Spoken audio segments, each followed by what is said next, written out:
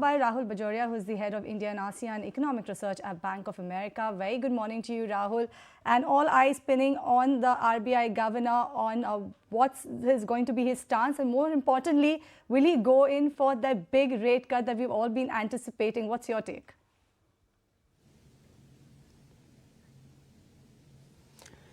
Good morning. So I think, the decks are, quite well laid out at this point in time. I think both the growth and inflation numbers are pointing towards a need to support aggregate demand in the economy. I think the budget kind of took a step in boosting sentiment, through the tax cuts.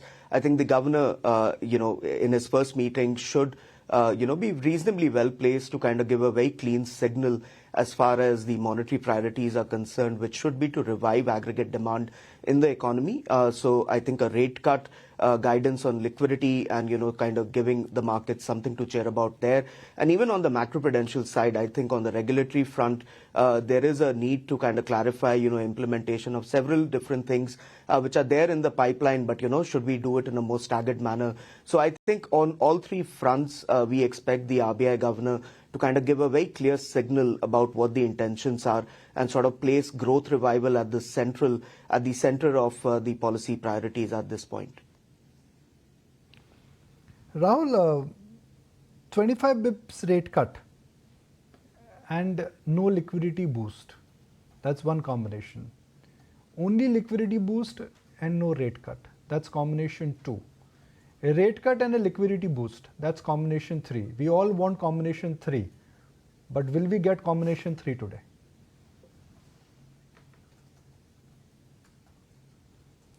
So I think even if we don't get combination 3, I think there'll be a promise that, it's a staggered move.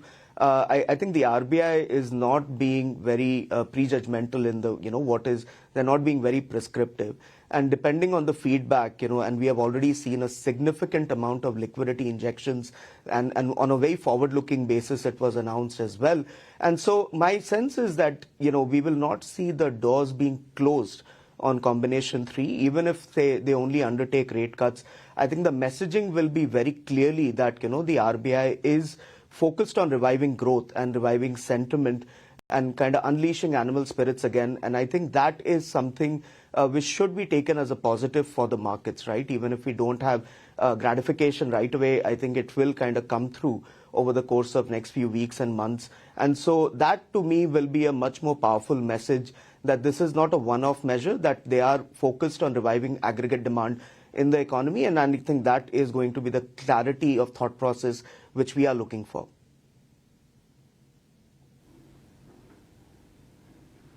Hi, Rahul. Sumita here. Just one question I want to take from you. I mean, if we go to the previous commentaries of Central Bank Governor Shaktikanta Das, he mentioned that the inflation horse will bolt again and we'll have to be cautious. I want to understand your sense of, what the new governor's commentary on inflation going to be, given that we are seeing these trade wars pan out. Of course, China has also announced these counter tariffs on the United States. And of course, there is that kind of uncertainty being seen in the global economy. So what do you think is going to be the central governor's commentary around inflation and growth? What are you anticipating?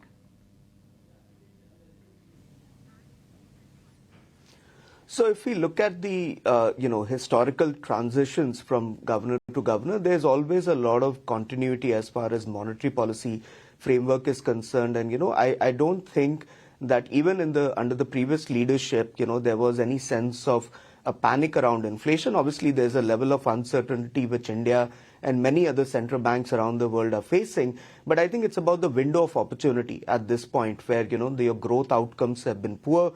Inflation, after being reasonably elevated due to temporary factors, is starting to come down, and come down quite sharply. Core inflation remains low. Current account, deficit remains in check. Yes, there is some pressure on exchange rate, but that's coming along with many other countries, having a similar kind of a dynamic. So I think he would emphasize more on the domestic conditions and the need to support economic growth, right? I mean, a lot of the issues at the end of the day can be resolved with growth. And I think it's about taking that window of opportunity while obviously being aware and conscious of what the global factors and risks are. And so, we will be taking those into account as well. But at this point in time, there is a need to support domestic growth, and we would expect that to be placed, as the first principles approach by the governor.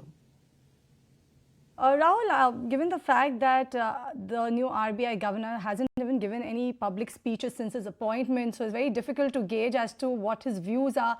But there were a couple of reports talking about the fact that he has a hands-on approach. And when you talk about hands-on approach, everyone was talking about the way how he's going to deal with the forex volatility. That's been a cause of concern. 3% downtick coming in for rupee ever since he actually took charge. What's your take coming in on that? You did touch upon the rupee exchange rate, I know that, but this is also a sore point right now.